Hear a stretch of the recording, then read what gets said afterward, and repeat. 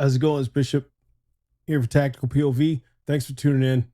Appreciate you so much. First, before I even get this video started, I want to give a big thank you to all of my subscribers. I reached 5,000 subscribers, and honestly, when I started this thing years ago, I had no idea how far it would go. Like I said, I just wanted to make videos, and do things with my business with this, and had a vision for it. And it's taken me different paths, different ways, but hopefully I think I got it narrowed down exactly what I want to do with this thing. But I want to thank all of you guys seriously so much for subscribing to my channel. I appreciate you so much. Don't forget to sign up for my members channel because I give exclusive deals to my store, tacticalpovstore.com. You guys get the biggest discount for being my members over there too. And as I said, I'm going to post up some more videos of getting the thing rolling, because once I started it, I haven't had a chance to really post anything on it at all. Now I'm actually getting myself situated to where I can actually put some stuff more behind the scenes stuff for what I do. I have a video actually I'm waiting to post coming up here, if I can get it up here soon within the next day. So that'll be one of my first videos to post for just my members only. So make sure you sign up for that too. Take advantage of the discount code that's available for just my members only. Go there and check it out. You see it in the intro video when you sign up. You get that big discount. It's just for you guys there. But thank you so much, like I said, for you guys subscribing too. But don't forget my store, tacticalpovstore.com. So talking about this here, New York Governor Hochul here, this woman, she's just a typical gun grabbing elitist, okay? And I can't stand it. And one thing I can't stand to the core of my soul when people are just, they have that smug, holier than thou attitude. I've worked with a couple people in my life that how can I put it? After about 5 minutes of just being around them, I knew for a fact I didn't like them. I didn't even know them from a hole in the ground. Okay, seriously. But within 5 minutes, they just reeked of that vibe to where it's like, dude, I don't know you from a hole in the ground, but I honestly don't like you at all. Nothing about you I don't like at all, because that vibe, that persona, it just reeks so hard. This woman comes off like this to a degree. She comes off as a typical smug ass elitist, okay, who's totally out of touch. But what she talks about here is New York's gun laws. Let me bring this up here. So before I get this video started, she's going to talk about the gun laws that they already put in place, waiting on the Supreme Court's decision back in July to overturn states that were may issue states for concealed carry to a shall issue state for concealed carry. They still left it up to the regulations and everything else to the state, but it's no longer basically being a may issue state is showing reason why you need to carry your protection as a law-abiding citizen. You have to prove to them or show a reason why you need to carry it. Okay. To a shall issue, it's like, no, people are law-abiding citizens. You can't pick and choose who gets to carry their protection, their God-given right. Let's listen to what she has to say. And I'm going to give my reactions to this. And I'm also going to put in some numbers in, so stick with me, because I got numbers to come in and got some other stuff here. So a few things to say. I'm not going to carry this whole thing out because it's like the whole meeting of this deal. If you guys watched it, if you didn't, it's like 46 minutes long, okay? I might come back to it and do it live. But just watch this thing and just listen to what she has to say, because I'm telling you, she's going to make your blood boil. On what our administration, working with the Adams administration, has been doing to ensure responsible gun ownership, as well as protecting New Yorkers from gun violence. And I wish this wasn't a topic we needed to talk about today. Had there not been a decision by the Supreme Court at the end of June, we would not be having this conversation. But the reality is that we're in the middle of a national gun violence crisis. It's claimed the lives of too many Americans, too many New Yorkers. and has inflicted trauma on communities all across our state. And I'm not just talking about New York City. I've been to our upstate cities and visiting them, and also dealing with the specter of what's going on in our smaller communities as well. So the pain has touched everyone. There's no one immune from the pain of gun violence, whether it's the day-to-day gun violence that plagues cities, plagues individuals, families, from here to Rochester, Syracuse, Buffalo, or the mass shooting that occurred in Buffalo on May 14th, when an 18-year-old with nothing but pure hate in his heart took the lives of 10 black New Yorkers who were doing nothing more than shopping in a grocery store. Okay, let me pause it right there. The reason why that happened is because, for one, you had red flag laws in place. Obviously, they didn't work, because New York does have red flag laws over there about certain situations, such as that 18-year-old shooter. None of them worked. Mainly because they just didn't enforce it. Okay, that's part of it. Second of all, the reason why 9 or 10 people died is because the only person that was there in that shopping mall that 18-year-old actually cased, as they said in a report in the story on this whole deal, he cased that place for a while. So it wasn't just some random place. He observed it, cased it. They said for like a few months or something like that. I have to go back and look at that story again.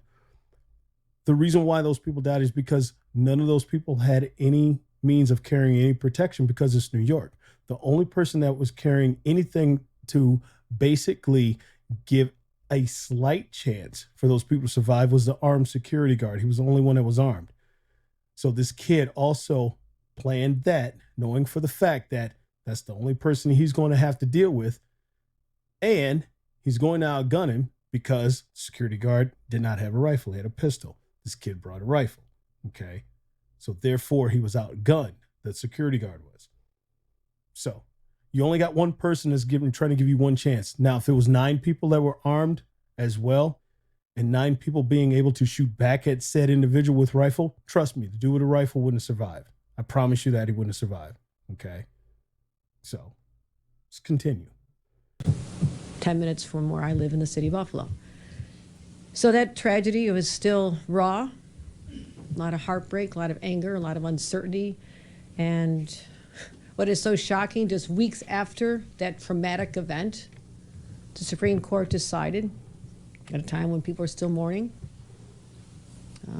they decided to strip away the rights of a governor to protect her citizens from gun violence. Let's freeze it right there. First of all, you don't have a right. Your right to protect is like, yes, doing your governor duties to help ensure the safety of New Yorkers, yes. But the right that you're talking about, you don't have a right. So that right, okay, for one, basically you infringing upon the Second Amendment, your constitutional right of your citizens. That's what you were doing. All right. So the Supreme Court didn't strip away any rights that you didn't already have. Okay. You didn't have to begin with. So by striking down a 100-year-old law, a 100-year-old law that was a May issue, as I said, a May issue state, 100 years of basically you being a New York citizen, if you were going to the state and saying, I need a concealed carry license, or I need some means to where I can carry legally to protect myself. And then the state would turn around, look at you in the face and go, well, tell me the reason why you need to carry protection. What is your purpose and reason? It's my constitutional right. It's my God-given right. Well, yeah, but you got to show some purpose. Why do you really need to carry? What do you need to carry it for? And then your damn business what I need to carry it for. It's my right. That limits who can carry concealed weapons. So at a time when we're having a national reckoning on gun safety, what we can do to protect our citizens, that decision wasn't just negligent, it was reprehensible. Reprehensible? Delusional. Reprehensible. What a clown. Reprehensible. And they removed long-standing limitations that we used here in New York. No one had challenged before. We live with it. You lived with it because you were picking and choosing who the hell could carry. You didn't put it on an even playing field for law-abiding citizens. You pick and chose exactly who the hell to carry it. So if it was because of fame, wealth, political, I mean, you kept it in that category. Screw the peons, right? Screw the hardworking taxpayers of the state who aren't elitist, who may not be rich, who may not be famous. They may not have anything else. They're just normal, average, everyday Joe Blow out here just trying to survive. Screw them, right? That's not a good enough reason for you to carry your God-given right. It's not enough. You got to do better than that. That's what she's talking about 100 years of this crap. And it took away limitations on who can carry them? No, it did not. It didn't take away limitations on it. What the Supreme Court did was it just said that you are no longer a may issue state. It's a shall issue state. That means you still can't be a convicted felon to where you lost your constitutional right to carry a firearm, to keep or bear an arm, the Second Amendment. Okay, that's still in effect. That doesn't change. You still have to be a law-abiding citizen in order to obtain a concealed carry license from the state. It gets worse. Taking away the ability to say, maybe not you, because of a propensity that you've demonstrated or a record or, what rational people would agree, someone should not be able to be licensed to carry a weapon, not just carry a weapon, concealed weapon. So lie. It didn't take any of that away. Okay. You can't have any kind of mental issue, documented mental issue at all. Okay. That's going to restrict it. And as I said, you can't be a convicted felon. Anything that Supreme Court decision didn't change any of that. She's lying right to your face. And they took away that right, but we don't need more guns on our streets. Yes, you do. You need more guns from law-abiding citizens to get more training along with that. And yes, you do. Okay. That's the thing. We don't need more guns in the street. No, you don't want more guns for illegals, illegal guns from criminals in the street. That's the thing. You want more law-abiding citizens with firearms to carry in the streets. We definitely do not. We've been working very, very hard, removing thousands of guns that have been coming into our streets illegally from other states. The ones you we don't need removed, guns like on our streets. We don't need people carrying up. guns in our subways. We don't need people carrying guns in our schools. We don't need people carrying guns in our places of worship. Okay, now, with her saying just those right there, put this together here, okay? Put this together. She just said subways, places of worship, school, whatever. What she just named and rattled off was the most populated areas where people congregate, okay? And especially churches, to where, most people congregate right there. We've seen in some of the reports and some of the news stories that we had that, you kind of sitting duck if you don't have armed security. Let her continue. We don't need them carrying them into bars or restaurants, because that'll only make people less safe. How does that make people less safe if you carry them into a bar and restaurant? Because there is laws and legislations that mean as far as being able to carry a firearm into a bar, certain states have it. I know here in Ohio, you cannot carry into a bar if you plan on drinking. Okay. And what I also tell you can carry into a bar as long as you don't drink in a bar allows you to carry, but you cannot drink any alcohol. Okay. You can't have a drop of alcohol in your system if you plan on carrying your protection in a bar. So that's part of the law here. These laws don't change. So her sitting here, like I said, this woman knows nothing. She knows nothing outside of what her gun groups that she works with which are anti-gun groups that she works with, so they can cherry pick numbers in order to fit her narrative of what she's trying to say, or trying to put what she thinks, in her opinion, put it into context, which she's leaving out a whole lot of context.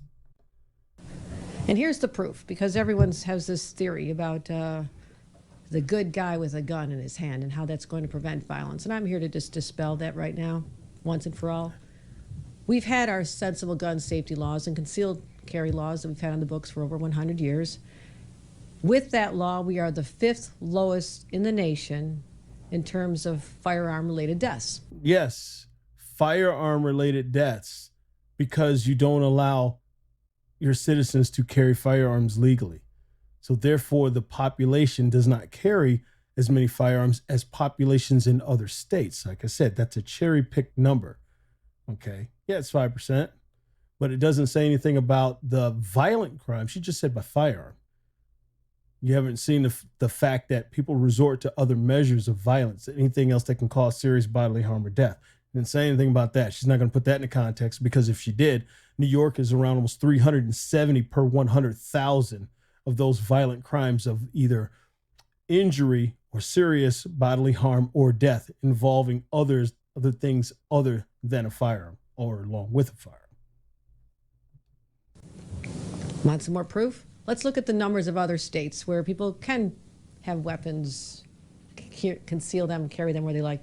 Mississippi has 28 deaths per 100,000 by firearm.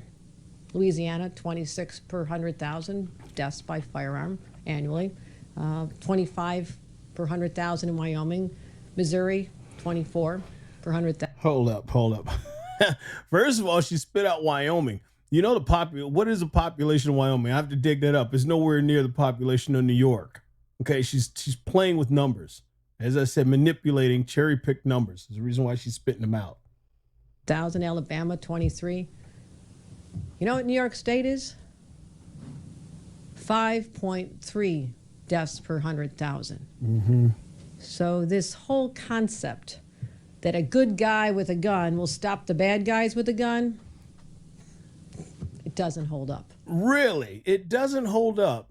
Well, let's take a look at that, because I think she missed the memo on quite a few stories about the good guy with a gun stopping a bad person with a gun doesn't hold up.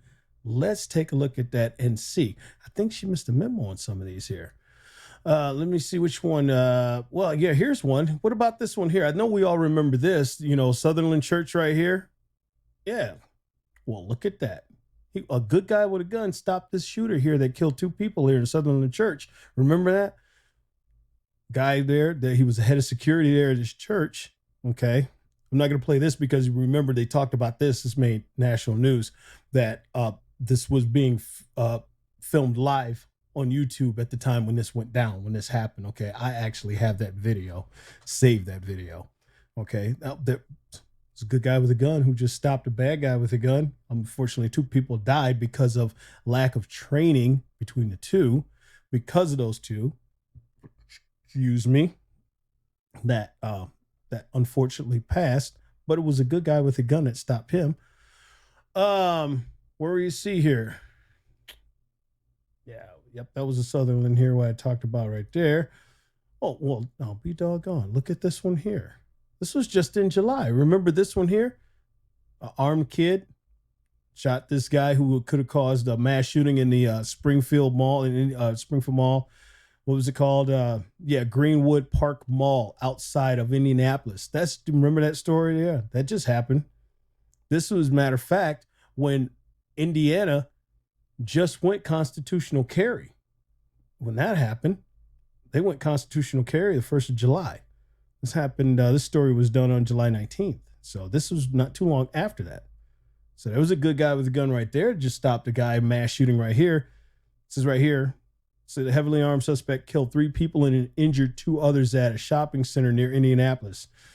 Elijah Dickin, 22, who was at the mall with his girlfriend, drew his pistol and fatally shot the gunman. The incident has reignited America's debate about gun ownership.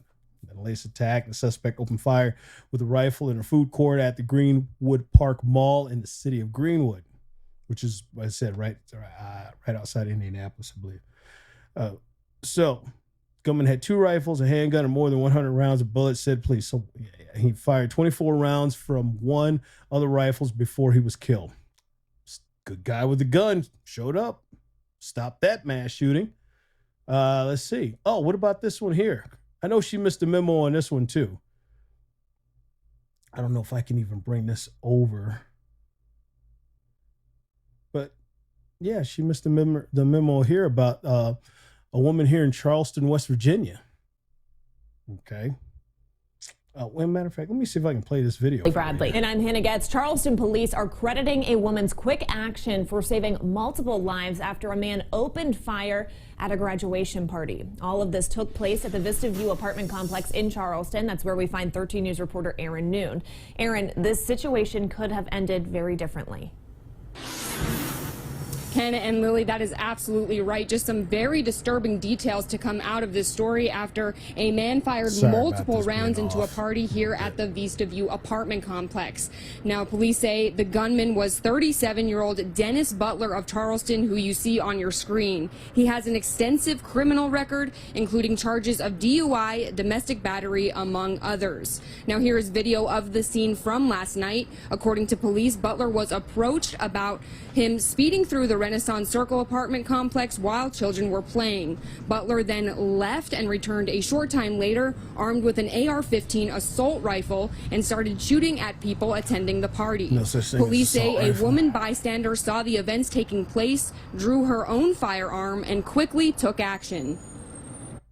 She's a member of the community who was carrying her firearm lawfully, and instead of running from the threat, she engaged with the threat and saved several lives last night. I credit her for being vigilant, watching him get out, engaging the threat, and stopping it. Her name is not being released at this time, and she is not being charged. Police say it's a miracle that no one else was hurt in this situation. Now, the investigation is currently being turned over to the Kanawha County Prosecutor's Office. We will have much more of this story coming up later tonight on 13 News. But for now, reporting live in Charleston, I'm Erin Noon. Lily and Hannah, back to you.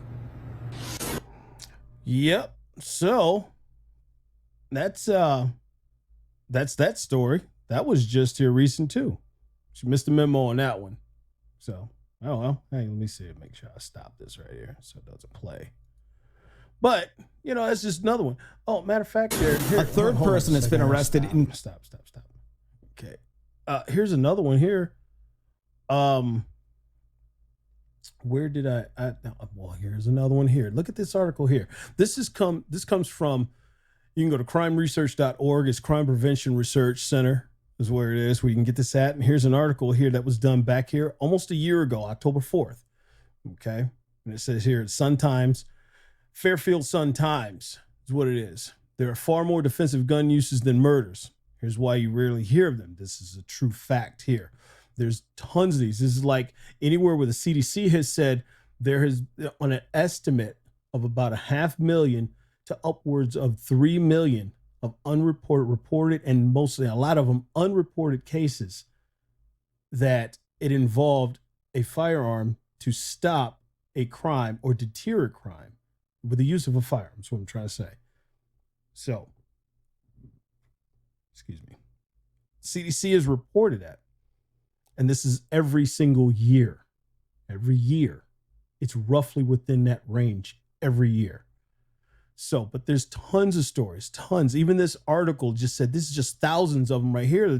They just rattle off. It's a ton more. I mean, here, you can look at this one right here.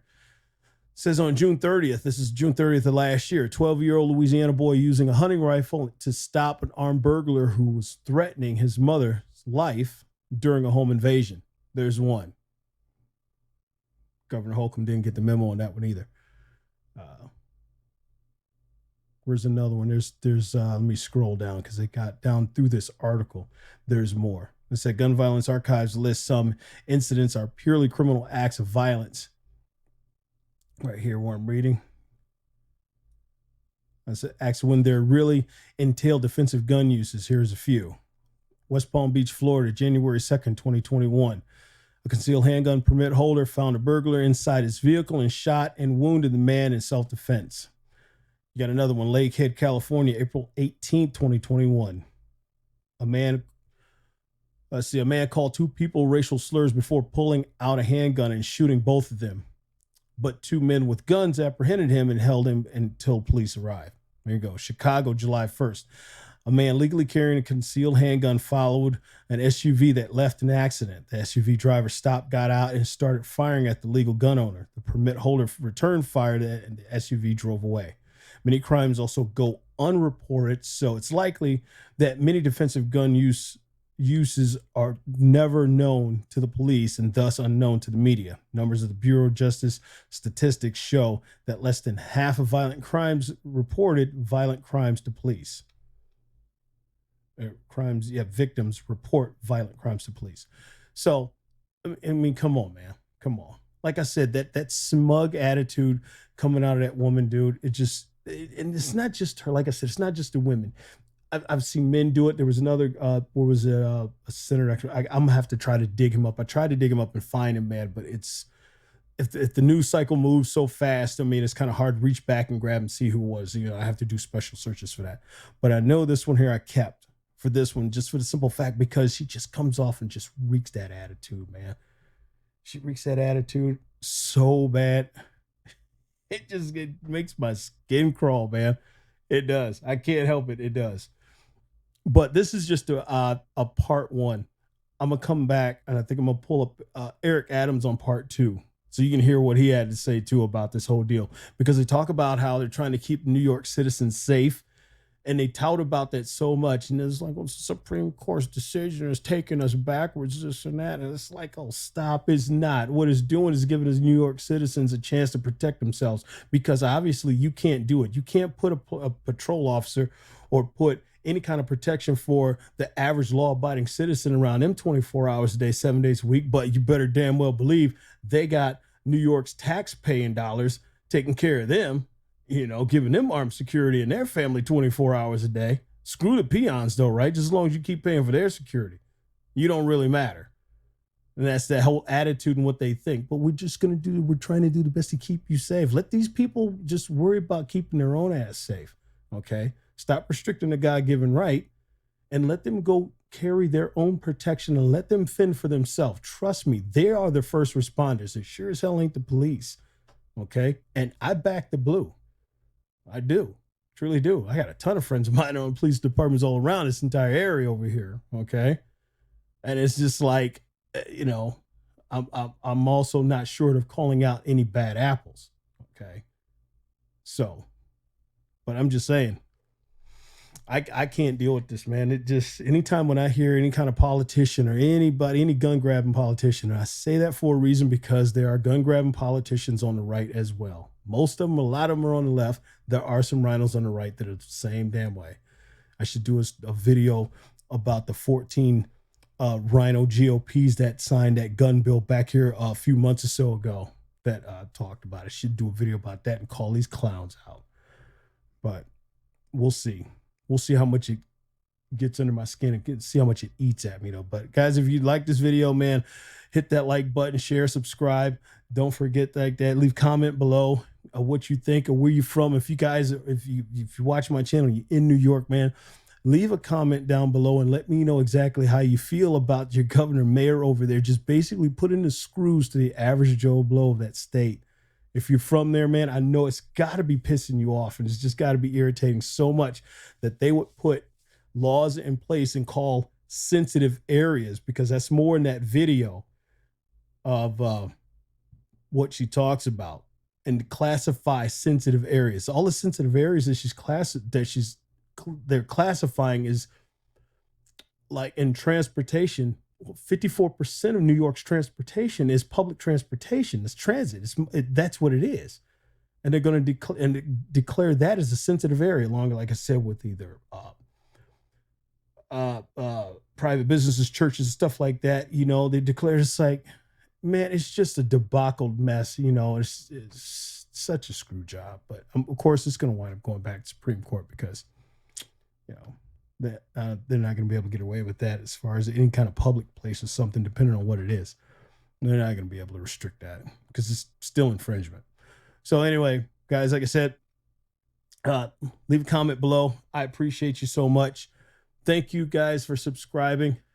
I don't know what to say. I'm truly happy. 5,000 subscribers. Wow. You know, and me getting a chance to kind of settle into more of my channel, what I want to do here on this thing here, man. Sit behind the scenes, give you some reactions on my opinions and some of the stuff, and try to back it up with some numbers here that I know that involve the Second Amendment. Okay. Don't forget my store, tacticalpovstore.com. Put in code TPOV10 to get 10% off my store. If you sign up for my membership, you guys get a way bigger discount than that. Okay. But you got to go sign up for that to get that discount for my members. All right. So go check that out. As I said, I'll get that video up there for my members only. It's a good behind the scenes about a little bit and tell you about my life a little bit.